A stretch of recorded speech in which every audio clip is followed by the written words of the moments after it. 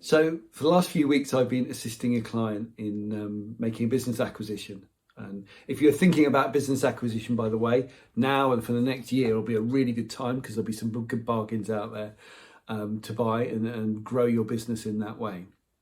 The challenge is this gentleman he's old, he wants to retire, he's got some health issues, so he doesn't really want to open during COVID, which I totally get.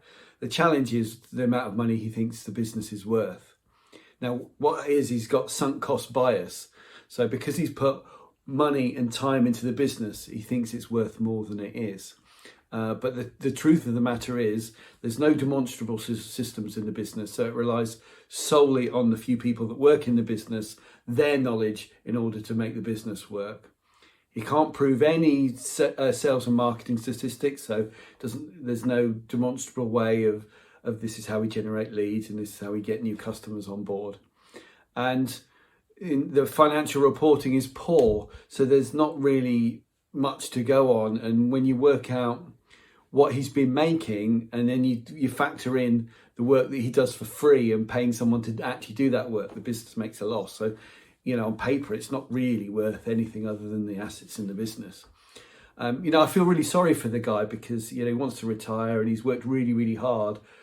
But what he hasn't done is educate himself on how to build that asset value and how to grow his business and how to present it for sale so that it's actually worth something. Whilst I feel sorry for him, I'm not going to advise my client to pay over the odds for that business because that would just be crazy because you just can't demonstrate the things that he's saying. And the fact that he says he's got loads of potential, yeah, that's a great idea, but we're not paying for that because he's not realised any of that potential.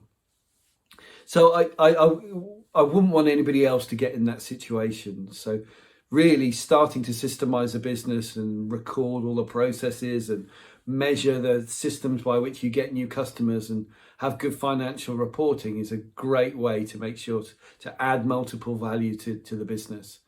So if anyone is watching this and they're thinking about exiting their business at some point and they want to retire or they just want to move on to something else, and want how to get the best value out of that, then definitely hook me up with a private message or email me or something, and I can run through you the process that this chap should have gone through so that he could retire with a nice little nest egg instead of retiring with disappointment, really, which is what's going to happen.